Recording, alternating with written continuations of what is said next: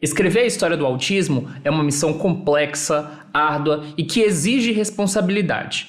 E o que acontece quando um livro de grande sucesso envelhece muito mal? É o que eu vou falar aqui hoje no livro do mês. Meu nome é Thiago Abreu, sou jornalista, um dos apresentadores do podcast Introvertendo, que também tem esse canal no YouTube para de vez em quando lançar alguns vídeos sobre autismo. E constantemente aqui, uma vez por mês ou uma vez a cada 2 meses, eu falo sobre um livro sobre autismo, dando um review. E o caso de hoje é o Neurotribes, The Legacy of Autism and the Future of Neurodiversity. Desculpem pelo mau inglês. Geralmente eu trago o livro físico, mas esse eu só tenho digital no meu Kindle. E é um livro que foi lançado em 2015.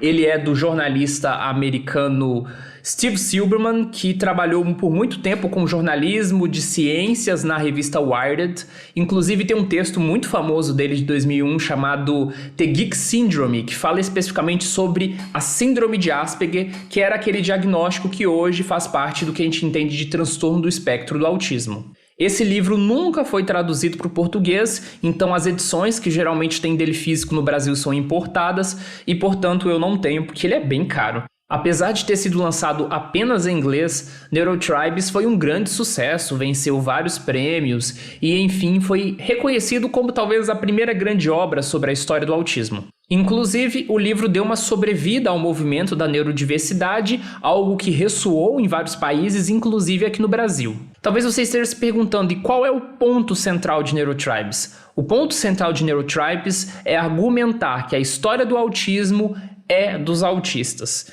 E eu acho esse ponto de vista bastante interessante. Afinal, antes do autismo se tornar diagnóstico, nós, os autistas sempre existiram dentro da sociedade. Geralmente temos a tendência de contar a história do autismo a partir dos profissionais, a partir do primeiro artigo ali do Leo Kanner que descreve o autismo, a partir do caso do Donald Triplett, que foi o primeiro menino diagnosticado com autismo, Ele nasceu na década de 30 e foi diagnosticado na década de 40.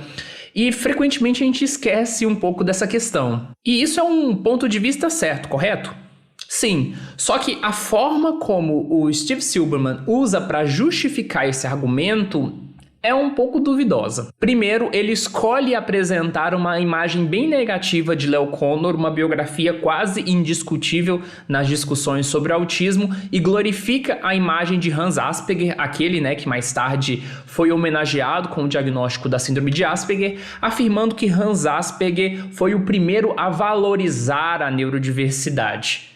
Sim, ele disse exatamente isso, ele teve a audácia de falar isso no livro. E para quem não está muito chegado nessa discussão, há poucos anos a gente soube, de uma forma mais geral, pelo menos desde 2018, que Hans Asperger colaborou ativamente para o programa de eutanásia de pessoas com deficiência durante o nazismo. Apesar disso ter se tornado mainstream desde 2018, já havia alguns pesquisadores mais no circuito científico que já falavam isso desde 2010, pelo menos. Mas o Steve Silberman ignorou isso. Muito pelo contrário, ele faz questão no livro de falar o quanto que Hans Asperger lutou contra a corrente, etc. E, enfim, hoje em dia a gente sabe que não é muito bem isso. E toda essa questão que envolve o Hans Asperger acaba sendo um tiro para o livro, porque toda a argumentação de que a história do autismo é dos autistas e todas as histórias sobre o passado e presente que ele traz no livro são fundamentadas nisso, de que Leo Kanner é o vilão e o Hans Asperger era o herói. E isso é bem complicado porque o Steve Silberman faz parte de uma geração atual que tende muito a reescrever a história para que o passado, principalmente o americano, pareça menos conservador e retrógrado do que ele realmente foi.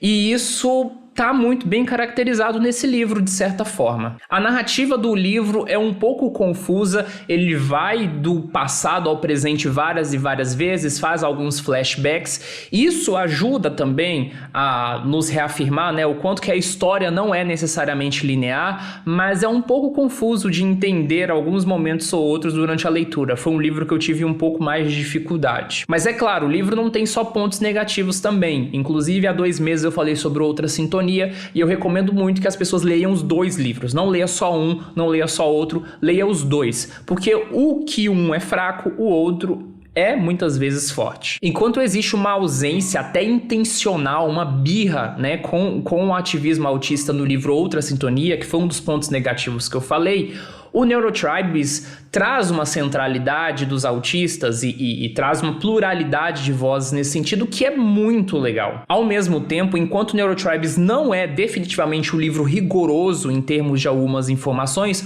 o Outra Sintonia é um livro muito bem constituído nesse sentido. Por isso, vale muito a leitura dos dois livros. Neurotribes é um livro de objetivo nobre, mas de execução duvidosa. Apesar disso, recomendo muito que as pessoas leiam esse livro também para se aprofundar na história do autismo. A nota 4.8. Pessoal, no início dessa série eu falei, né, que os vídeos provavelmente seriam mensais, mas tem sido bem difícil de gravar vídeos aqui no canal do YouTube.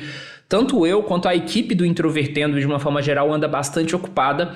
E como vocês sabem, se a gente tem que escolher entre gravar vídeos e manter a frequência do podcast, a gente vai manter a frequência do podcast. Então, o podcast Introvertendo se mantém ativo, com episódios toda semana. Vocês podem conferir lá nas plataformas Spotify, Deezer, Apple Podcasts, Cashbox, Google Podcasts, nos diferentes aplicativos, no nosso site introvertendo.com.br. E quando der, eu lanço aqui um vídeo no YouTube para dar uma sequência a essa série. Já tem o próximo livro, já tenho planos, eu só preciso encontrar tempos, então não sei se vai rolar ainda mês que vem ou só em outubro, mas aguardem, vai rolar e tem muito mais livros sobre a história do autismo para fazer reviews, inclusive fiquei bem atento ali aos comentários de vocês dando algumas sugestões, certo?